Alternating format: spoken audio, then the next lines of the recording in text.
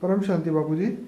एक बहुत गुह्य क्वेश्चन है जो कि हर इंसान सोचता रहता है कि व्हेन डिड कर्मा बिगिंस, कर्म कहाँ से शुरू हुए आत्मा के लिए।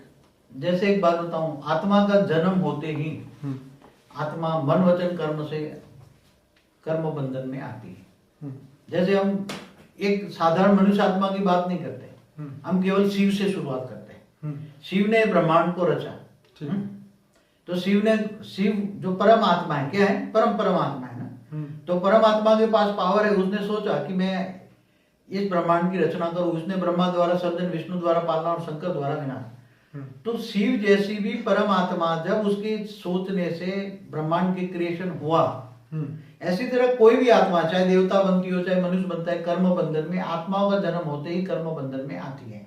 अब जब शिव को भी कर्म बंधन लागू पड़ता है तो शिव भी जब आत्मा में पावर, शिव की आत्मा में भी जब पावर खत्म हो जाती है, तब शिव भी सूर्य में प्रवेश करके, जिसको महाकाल प्रलय भी कहते हैं, जैसे 4 युग पूरा होने पर अर्ध प्रलय होता है, प्रलय होता है, कल प्रलय होता है, महाकल प्रलय होता है।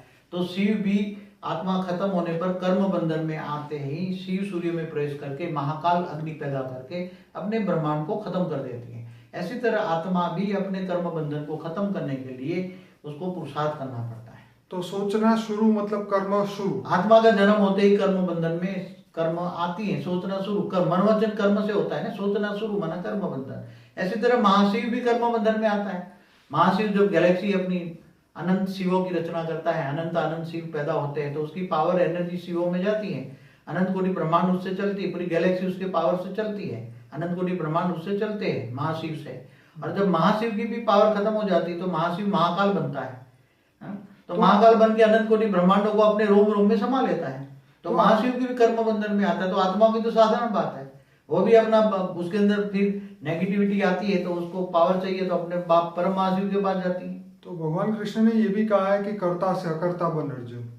तो कर्ता से अकर्ता कैसे बने? आपने एक बार ये भी बताया है कि बेहद के कर्म अलग है, हद के कर्म अलग है, तो इसके बारे में थोड़ा बताइए।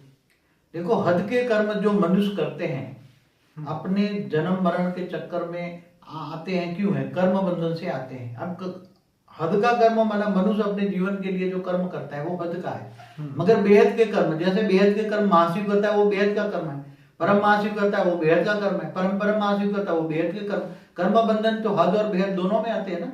जैसे मल्टीपल यूनिवर्स का जो मालिक है वो भी उसने सृष्टि रची 100 कला की, तो वो भी कर्म बंधन में आ गया, तो वो बेहद का कर्म है।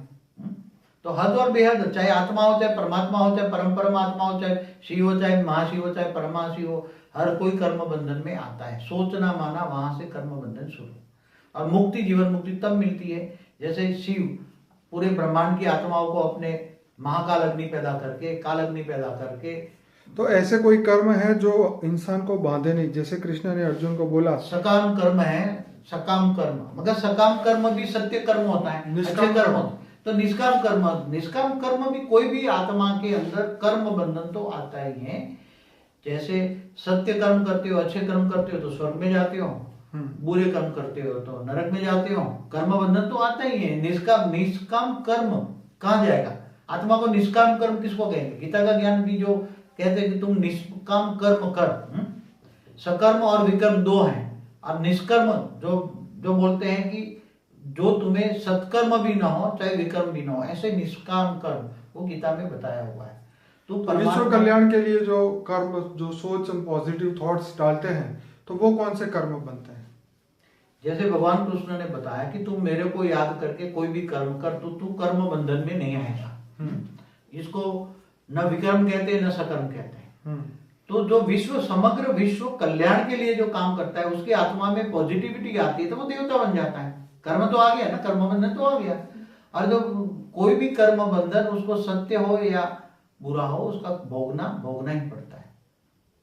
तो कर्म से छुटका नहीं है, मतलब छुटकारा किसी का नहीं है। अच्छे कर्म करोगे तो तुम स्वर्ग में जाओगे, अमरलोक जाओगे, परमधाम जाओगे। बुरे कर्म करोगे तो नरक में जाओगे। अब निष्काम कर्म क्या है? भगवान कृष्ण ने निष्काम कर्म के बारे में बताया है। मगर वो जो बेहद के वैराग के साथ कोई भी कर्म करते हैं, बेहद के वैराग के साथ कोई भी इच्छाएं रखे बिना कोई भी कर्म किया जाता है तो वो निष्काम कर्म है। निष्काम करने के बाद आत्मा अमरलोक चली जाती है। निष्काम करने वाले कभी भी जन्म मरण के चक्र में नहीं आती, वो अमर लोक चली जाती है, तो तो जो अमर लोक चली जाती है।